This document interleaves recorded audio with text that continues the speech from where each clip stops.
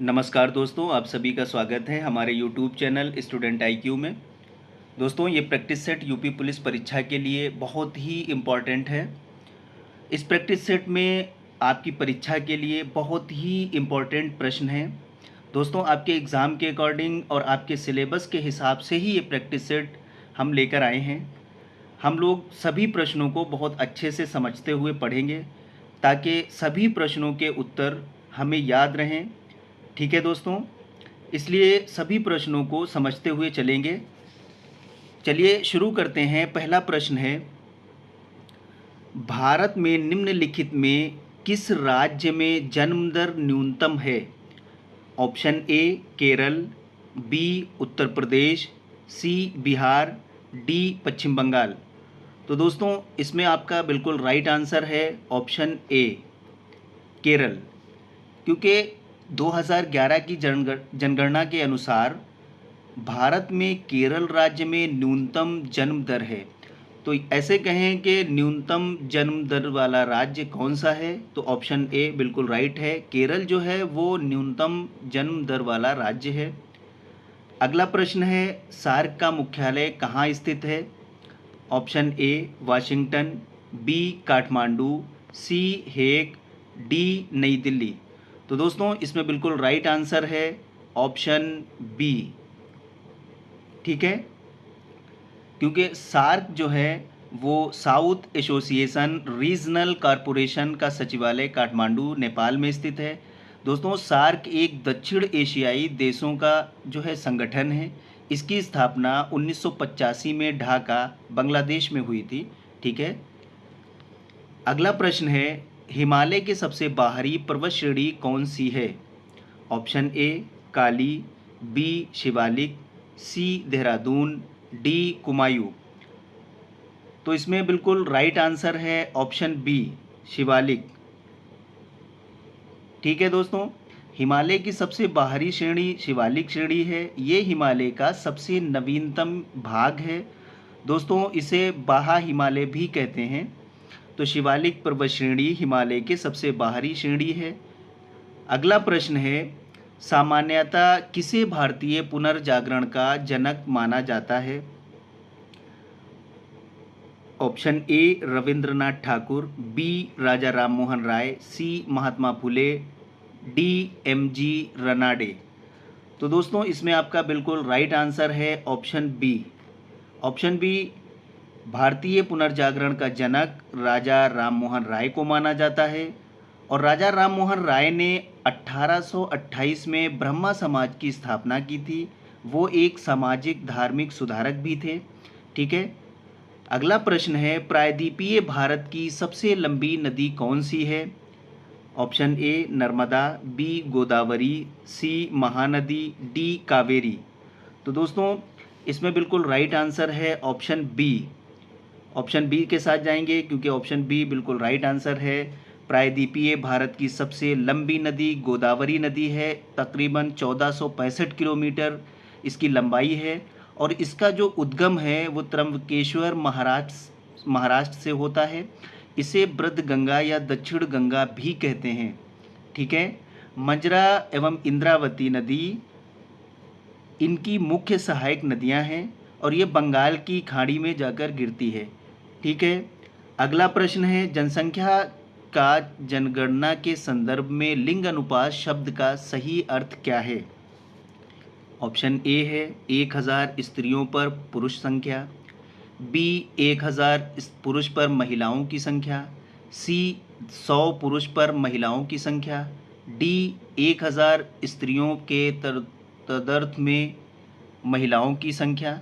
ठीक है, तो दोस्तों, इसमें बिल्कुल राइट आंसर है ऑप्शन बी 1000 पुरुष पर महिलाओं की संख्या। ठीक है, प्रति 1000 पुरुषों पर महिलाओं की यानी स्त्रियों की संख्या को लिंगानुपात कहते हैं।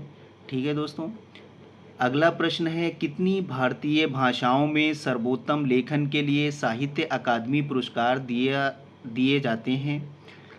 ए 12, बी 15, सी 20, डी 24। तो इसमें आपका बिल्कुल राइट आंसर है ऑप्शन डी 24, क्योंकि 24 भारतीय भाषाओं में सर्वोत्तम लेखन के लिए साहित्य अकादमी पुरस्कार दिए जाते हैं।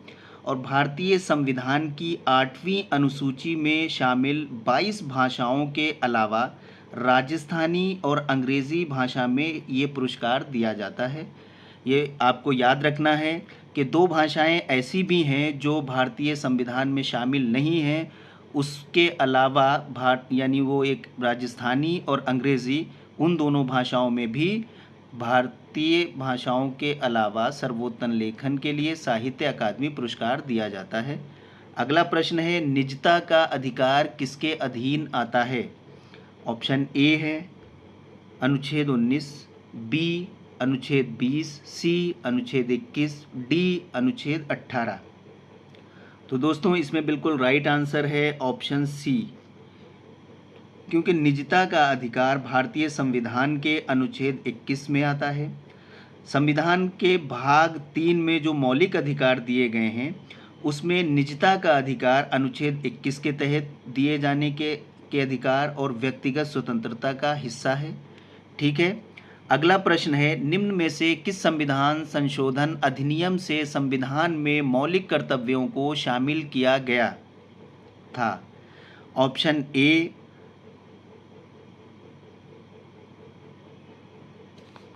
35वें, बी 37वें और सी 40वें, डी 42वें। तो इसमें आपका बिल्कुल राइट आंसर है ऑप्शन डी, क्योंकि 42वें संविधान संशोधन अधिनियम में संविधान में मौलिक कर्तव्यों को शामिल किया गया था। वर्तमान में 11 मौलिक कर्तव्य हैं। ठीक है। अगला प्रश्न है, चारनोबिल महाविपदा किसके प्रदूषण का परिणाम है? आपका ऑप्शन ए है तेल छितराव, बी अम्ल वर्षा, सी कार्बन डाइऑक्साइड, डी रेडियोधर्मी अपशिष्ट। तो दोस्तों इसमें बिल्कुल राइट आंसर है ऑप्शन डी, क्योंकि चारनोबिल महाविपदा एक परमाणु दुर्घटना थी जो कि 26 अप्रैल 1986 को यूक्रेन के चारनोबिल में हुई थी। ये घटना चारनोबिल परमाणु संयंत्र में नाभिकीय विस्फोट के कारण हुई थी। तेज़ हवा और आग के साथ रेडियोधर्मी पदार्थ जो भी तेज़ी से आपस में या आसपास के क्षेत्र में फैल गए, ये रेडियोधर्मी अपशिष्ट प्रदूषण का परिणाम था। ठीक है। तो चारनोबिल महाविपदा आपका रेडियोधर्मी अपशिष्ट से संबंधित है। अगला प्रश्न है, भारतीय हरित क्रांति का उद्देश्य निम्नलिखित में से किस कृषि उत्पाद की वृद्धि से संबंधित है? ऑप्शन ए बड़े किसानों को सुलभ क्रेडिट कार्ड की उपलब्धता, बी सहकारी खेती, सी समावेशी विकास, डी ग्रामीण क्षेत्र का विकास। तो इसमें आपका बिल्कुल राइट आंसर है ऑप्शन सी समावेशी विकास। ऑप्शन सी बिल्कुल राइट आंसर है, क्योंकि दूसरी हरित क्रांति का उद्देश्य कृषि उत्पादन में एक बदलाव है जिसे व्यापक रूप से धरती पर बढ़ती आबादी को खिलाने और बनाए रखने के लिए ज़रूरी समझा जाता है। इस क्रांति का संबंध जो है कृषि उत्पादों में समावेशी विकास से है। ठीक है। अगला प्रश्न है दोस्तों, भारत के उत्तर पश्चिमी भाग में शीतकाल में निम्नलिखित में से किस कारण से वर्षा होती है? ऑप्शन ए है पश्चिमी विक्षोभ, बी चक्रवाती अवदाब, सी दक्षिणी पश्चिमी मानसून, डी निवर्तनीय मानसून। तो दोस्तों इसमें बिल्कुल राइट आंसर है ऑप्शन ए पश्चिमी विक्षोभ, क्योंकि भारत के उत्तर पश्चिमी भाग में शीतकाल में होने वाली वर्षा का कारण पश्चिमी विक्षोभ है और पश्चिमी विक्षोभ भूमध्य सागर से आने वाली तेज़ हवाओं को कहा जाता है। ये चक्रवातीय वर्षा करती हैं, तेज़ हवाओं के साथ वर्षा होती है। ठीक है दोस्तों। अगला प्रश्न है, कौन से पुर्तगाली नेता ने ब्लू वाटर पॉलिसी शुरू की? Option A Francisco de Almeida, B Alfonso de Albuquerque, C Francis Caron, D Francis Martin. तो दोस्तों इसमें आपका बिल्कुल राइट आंसर है ऑप्शन ए पुर्तगाली नेता फ्रांसिस्को डी अल्मोडा। इन्होंने ब्लू वाटर पॉलिसी की शुरुआत की थी। इस पॉलिसी का उद्देश्य सामुद्रिक साम्राज्य की स्थापना करना था, यानी जो समुद्र में एक साम्राज्य स्थापित करना था इन्हें। विशेष तौर पर अगर कहा जाए तो हिंद महासागर को नियंत्रित करना था। तो blue water policy Francisco de Almora ने शुरू की थी। ठीक है, ये फ्रांसीसी गवर्नर था। अगला प्रश्न है, न्यूनतम अल्पकालीन प्राकृतिक संकट कौन सा है? ए बर्फानी तूफान, बी भूकंप, सी ज्वालामुखी विस्फोट, डी बिजली की चमक। तो इसमें आपका बिल्कुल राइट आंसर है ऑप्शन डी, बिजली की चमक, बोल्ट ऑफ लाइटिंग। न्यूनतम अल्पकालीन प्राकृतिक संकट बर्फानी तूफान, भूकंप, ज्वालामुखी विस्फोट से ये सभी प्राकृतिक संकट हैं, लेकिन ये सभी दीर्घकालिक संकट उत्पन्न करते हैं। ठीक है, अगला प्रश्न है, तालीकोटा के युद्ध के समय विजयनगर साम्राज्य में कौन से राजवंश का राज था? Option A Sangama, B Aniruddhu, C Tuluva, D Saluva. दोस्तों इसमें आपका बिल्कुल राइट आंसर है ऑप्शन सी, तलुब या तुलुब। तालीकोटा के युद्ध के टाइम विजयनगर साम्राज्य में तुलुब राजवंश का राज था। तालीकोटा का युद्ध या उसको बन्नी हट्टी या राक्षस तांगड़ी का युद्ध भी कहते हैं, जो 23 जनवरी 1965 में हुआ था। उस टाइम तुलुब वंश राजवंश था और तुलुब राजवंश का जो आखिरी या अंतिम शासक था वो सदाशिव था। ठीक है, उसी के समय ये युद्ध हुआ था। अगला प्रश्न है, पृथ्वी तल के नीचे के पिघले हुए पत्थर को क्या कहा जाता है? Option A basalt, B laccolith, C lava, D magma. तो इसमें दोस्तों आपका बिल्कुल राइट आंसर है ऑप्शन डी, पृथ्वी तल के नीचे पिघले हुए पत्थर को मैग्मा कहा जाता है। ठीक है, ये ज्वालामुखी क्रिया के दौरान पृथ्वी तल पर आ जाता है। अगला प्रश्न है, मैग्नीशियम निम्नलिखित में से किसका संगठक धातु है? ऑप्शन ए पर्णहरित अणु क्लोरोफिल, बी डीएनए, सी माइटोकॉन्ड्रिया, डी राइबोसोम। तो दोस्तों इसमें बिल्कुल राइट आंसर है ऑप्शन ए, मैग्नीशियम पर्णहरित अणु यानी क्लोरोफिल का संगठक धातु है। क्लोरोफिल एक हरित लवक है। दोस्तों ये पौधे के हरे रंग के लिए एक वर्णक है। क्लोरोफिल के केंद्र में मैग्नीशियम का एक परमाणु होता है और क्लोरोफिल प्रकाश में बैंगनी, लाल और नीला रंग यानी नीले रंग को क्या करता है? ग्रहण करता है। ठीक है, अगला प्रश्न है, निम्नलिखित में से कौन सा संगठक या घटक प्रवर्धक साधन के रूप में प्रयुक्त होता है? Option A transformer, B diode, C संधारित्र, डी ट्रांजिस्टर। तो इसमें दोस्तों बिल्कुल राइट आंसर है ऑप्शन डी। ऑप्शन डी बिल्कुल राइट है, क्योंकि ट्रांजिस्टर प्रवर्धक साधन के रूप में प्रयुक्त होता है। ट्रांजिस्टर एक अर्धचालक युक्ति है जिसे मुख्यतः प्रवर्धक के रूप में प्रयोग किया जाता है। ये कम से कम 3 टर्मिनलों के साथ एक बाहरी सर्किट कनेक्शन के लिए अर्धचालक पदार्थ से बनाया जाता है।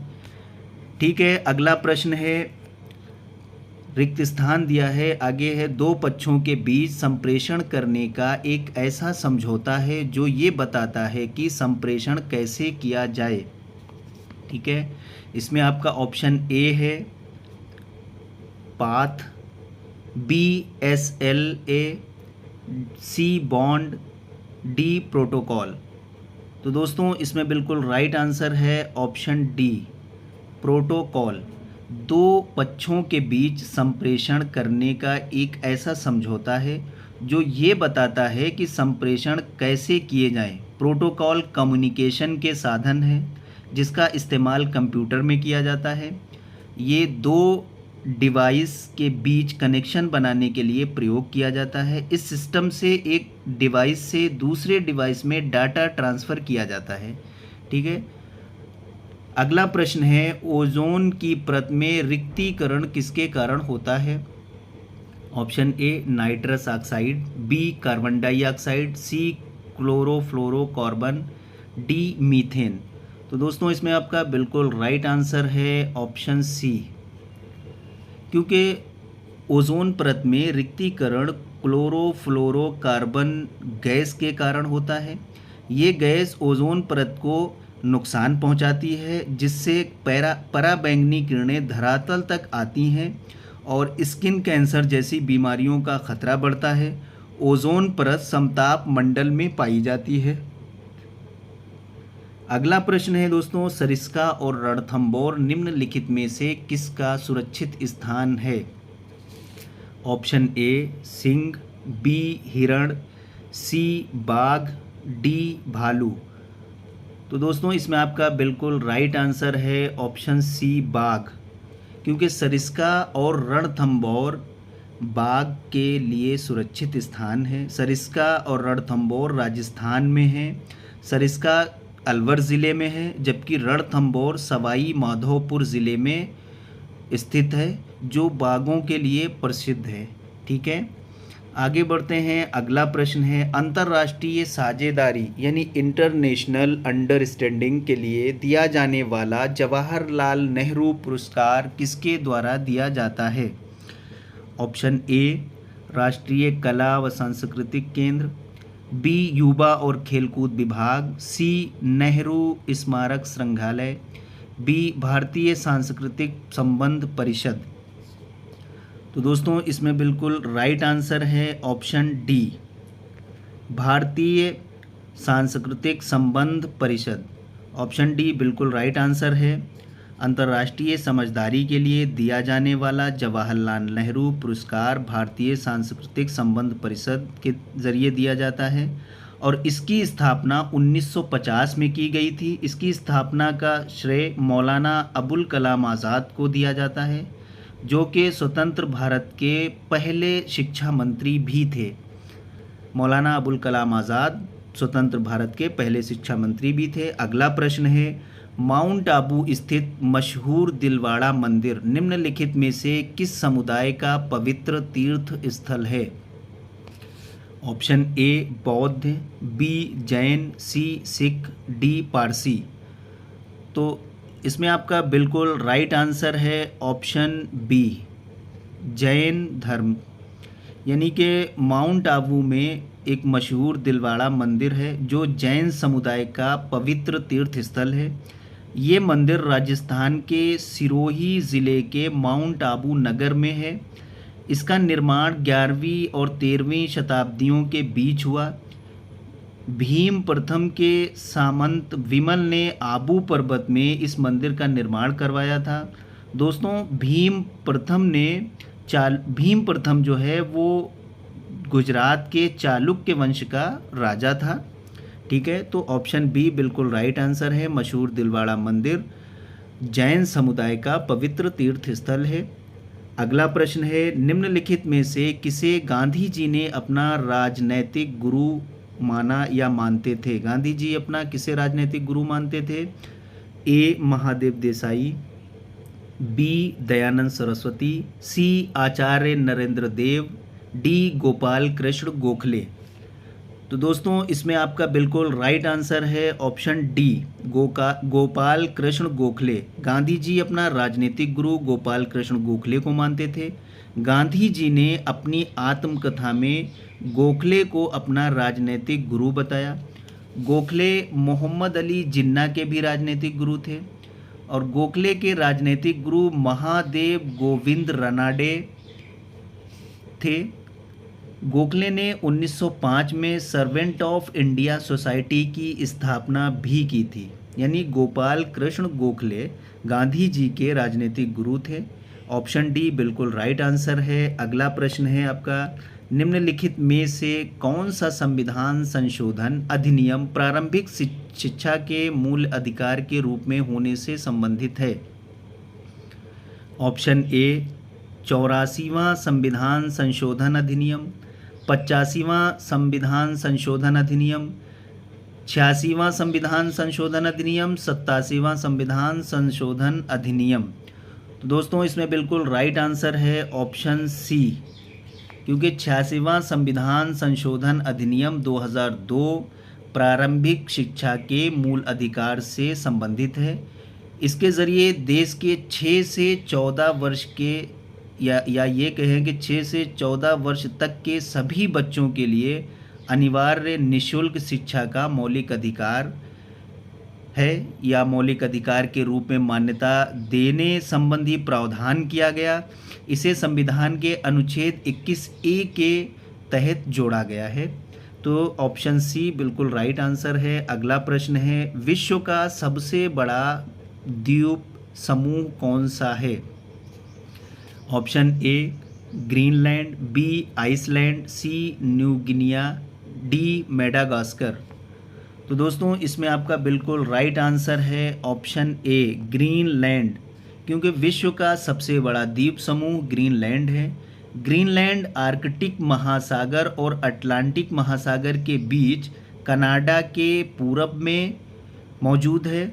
ये भौगोलिक रूप से उत्तरी अमेरिका का हिस्सा है, लेकिन राजनीतिक रूप से ये यूरोप से जुड़ा हुआ है। अगला प्रश्न है, पन्नालाल घोष निम्नलिखित में से कौन सा वाद्य यंत्र बजाते थे? ऑप्शन ए बांसुरी, बी सितार, सी वायलिन, डी संतूर।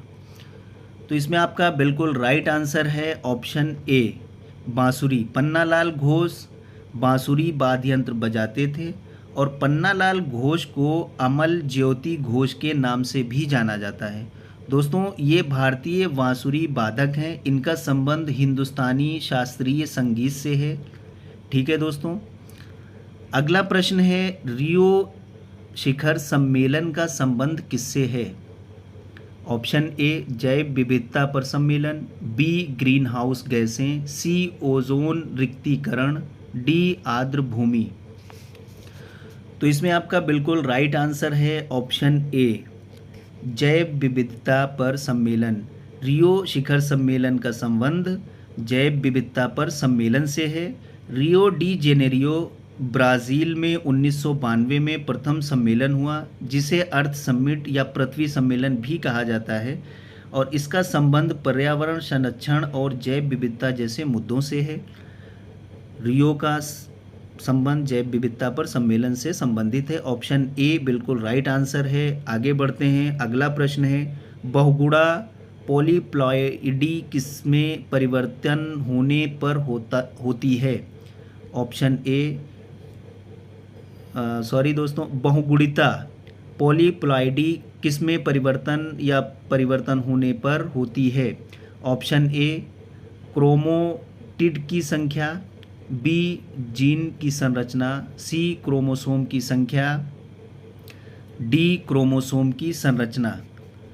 तो इसमें आपका दोस्तों बिल्कुल राइट आंसर है ऑप्शन सी क्रोमोसोम की संख्या, क्योंकि बहुगुणिता क्रोमोसोम की संख्या परिवर्तन होने पर होती है। आगे बढ़ते हैं, अगला प्रश्न है, रॉलेट एक्ट किस वर्ष पारित हुआ? ऑप्शन ए है 1919, बी 1921, सी 1929, डी 1916। तो इसमें आपका बिल्कुल राइट आंसर है ऑप्शन ए 1919। रॉलेट एक्ट एक विधायी अधिनियम था जिसे इम्पीरियल लेजिस्लेटिव काउंसिल द्वारा मार्च 1919 को दिल्ली में पारित किया गया। इसे अराजकतावादी और क्रांतिकारी अपराध अधिनियम 1919 के रूप में भी जाना जाता है। दोस्तों राष्ट्रवादी क्रांतिकारी संगठनों से धमकी मिलने के वजह से ये अधिनियम पारित किया गया था। आगे बढ़ते हैं, अगला प्रश्न है, निम्नलिखित में से किस तारीख को विश्व मस्तिष्क ट्यूमर दिवस के रूप में मनाया जाता है? Option A 5 June, B 8 June, C 12 June, D 21 June. तो इसमें आपका बिल्कुल राइट आंसर है ऑप्शन बी 8 जून। हर साल 8 जून को विश्व ट्यूमर दिवस के रूप में मनाया जाता है। अगला प्रश्न है, निम्नलिखित में से कौन सी पुस्तक रोहिंटन मिस्त्री द्वारा लिखी गई? ऑप्शन ए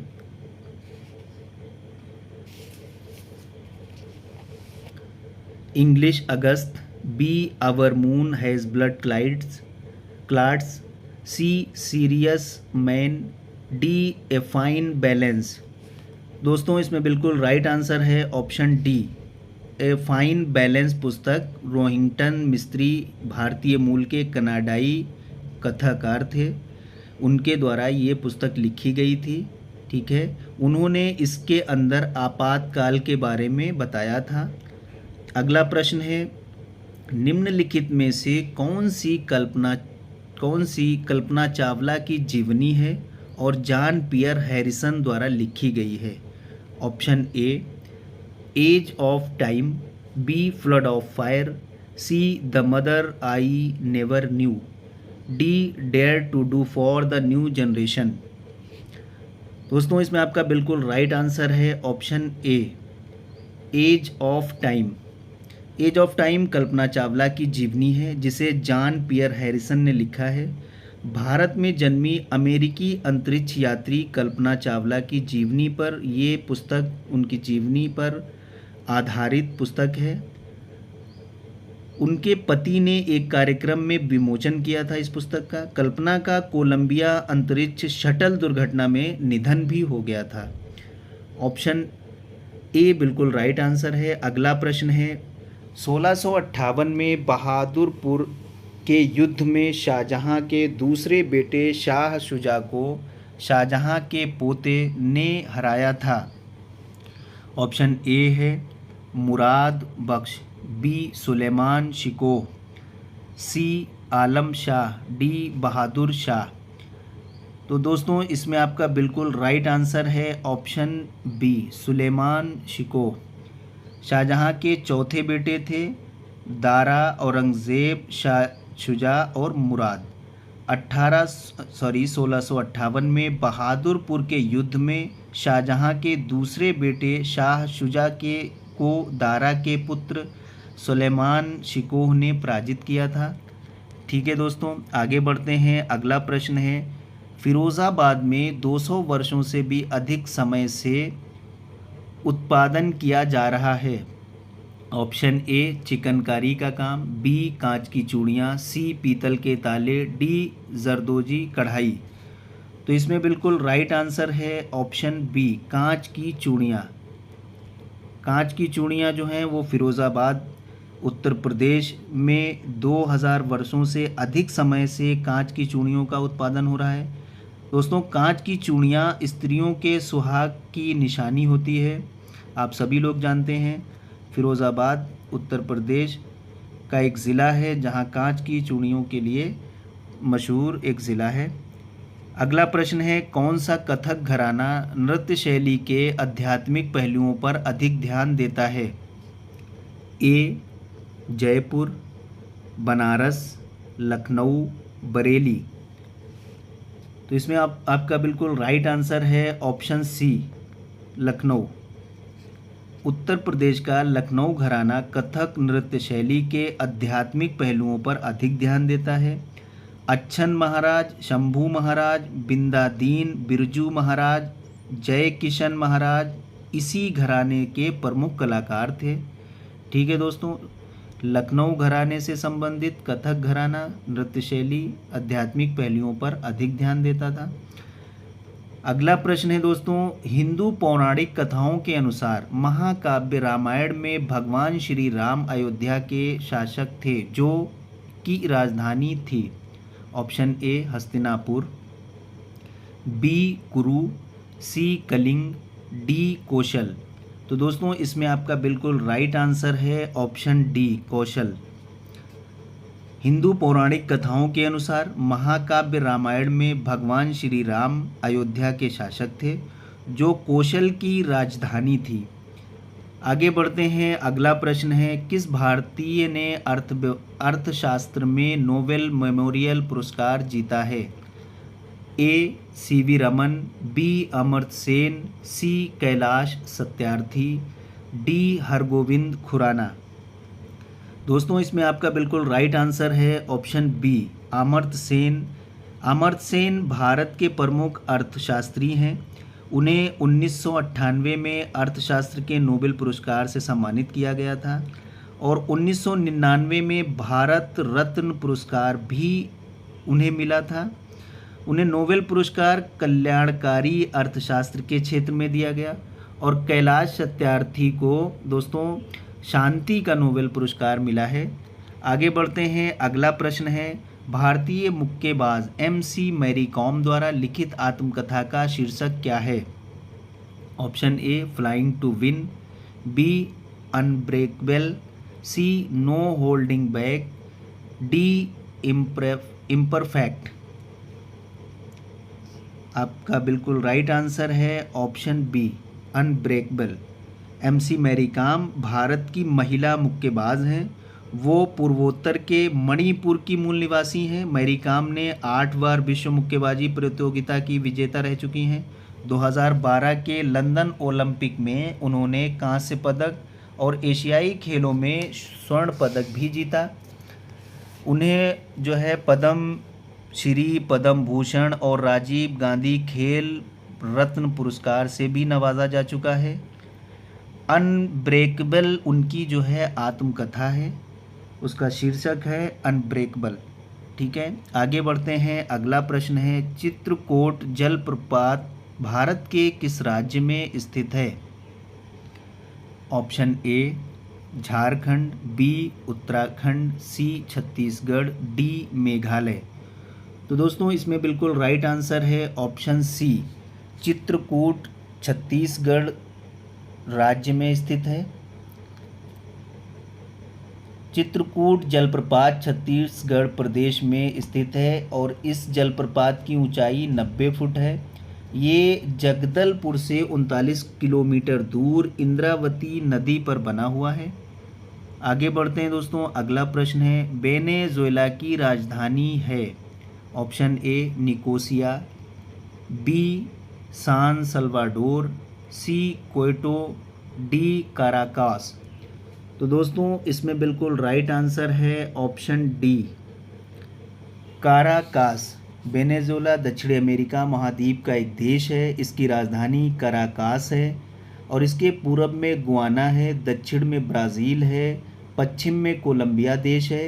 ये देश खनिज तेल के निर्यातक देशों में से एक देश है। अगला प्रश्न है, भारत में निम्नलिखित में से किस रेडियोधर्मी धातु का विश्व का सबसे बड़ा भंडार मौजूद है? A uranium, B radium, C bismuth, D thorium. दोस्तों इसमें बिल्कुल राइट आंसर है ऑप्शन डी थोरियम आवर्त सारणी के एक्टिनाइड श्रेणी का प्रथम तत्व है। थोरियम अयस्क में केवल एक समस्थानिक द्रव्यमान में पाया जाता है जो सबसे स्थिर समस्थानिक है। विश्व में थोरियम का सबसे अधिक भंडार भारत में पाया जाता है। ठीक है, केरल की रेत में थोरियम पाया जाता है। आगे बढ़ते हैं, अगला प्रश्न है, ऑस्ट्रेलिया के एकमात्र द्वीपीय राज्य का नाम बताएं। Option A Capri, B Ibiza, C टैज़मेनिया, D Royce. तो दोस्तों इसमें बिल्कुल राइट आंसर है ऑप्शन C टैज़मेनिया, या इसको तस्मानिया भी कहते हैं। ऑस्ट्रेलिया का एकमात्र द्वीपीय राज्य है। ठीक है दोस्तों, आगे बढ़ते हैं, अगला प्रश्न है, निम्नलिखित में से कौन सा शहर गोदावरी नदी के किनारे स्थित नहीं है? ऑप्शन ए Nashik, B Navsari, C Nanded, D Nizamabad. तो दोस्तों इसमें बिल्कुल राइट आंसर है ऑप्शन बी नवसारी। नवसारी शहर जो है वो गोदावरी के किनारे स्थित नहीं है। नवसारी भारत के गुजरात राज्य का एक नगर है। ये सूरत के पास में है और कभी कभी उसका जुड़वा शहर भी कहा जाता है। ये शहर गोदावरी नदी के तट पर स्थित नगर नहीं है। ठीक है दोस्तों, आगे बढ़ते हैं, अगला प्रश्न है, चंद्रगुप्त के पुत्र का नाम बताएं जिन्होंने 298 से 272 ईसा पूर्व के बीच शासन किया था और संपूर्ण भारत में साम्राज्य को बढ़ाया था? वेरी इंपॉर्टेंट क्वेश्चन है दोस्तों। ऑप्शन ए है हर्षवर्धन, बी अनिरुद्ध, सी बिंदुसार, डी वासुदेव। तो दोस्तों इसमें राइट आंसर है ऑप्शन सी बिंदुसार। बिंदुसार जो हैं वो मौर्य सम्राट चंद्रगुप्त मौर्य के पुत्र और उनके उत्तराधिकारी थे। बिंदुसार को अमित्रघात, सिंहसेन, अजातशत्रु, वरिसार भी कहा जाता है। बिंदुसार महान मौर्य सम्राट अशोक के पिता थे। बिंदुसार को पिता का पुत्र और पुत्र का पिता नाम से भी जाना जाता है क्योंकि वो प्रसिद्ध और पराक्रमी शासक चंद्रगुप्त मौर्य के पुत्र महान राजा अशोक के पिता थे। ठीक है दोस्तों, तो बिंदुसार बिल्कुल राइट आंसर है। आगे बढ़ते हैं। अगला प्रश्न है, मेखला चादर यह राज्य की महिलाओं द्वारा पहना जाने वाला पारंपरिक वस्त्र है? Option A Gujarat, B Tamil Nadu, C Goa, D Assam. तो मेखला चादर असम राज्य की महिलाओं द्वारा पहना जाने वाला पारंपरिक वस्त्र है। ठीक है, आगे बढ़ते हैं। अगला प्रश्न है दोस्तों, रविंद्रनाथ टैगोर ने निम्नलिखित में से किस देश का राष्ट्रगान लिखा था? ऑप्शन ए चीन, बी म्यांमार, सी भूटान, डी बांग्लादेश। तो इसमें आपका बिल्कुल राइट आंसर है ऑप्शन डी बांग्लादेश, क्योंकि रविंद्रनाथ टैगोर विश्व के एकमात्र ऐसे कवि हैं जिन्होंने दो देशों यानी भारत और बांग्लादेश का राष्ट्रगान लिखा। उनकी एक रचना गीतांजलि पर उन्होंने वर्ष 1913 में साहित्यिक नोबेल पुरस्कार भी जीता या मिला उन्हें, और उनकी रचनाएं हैं गोरा नौका डूबी है।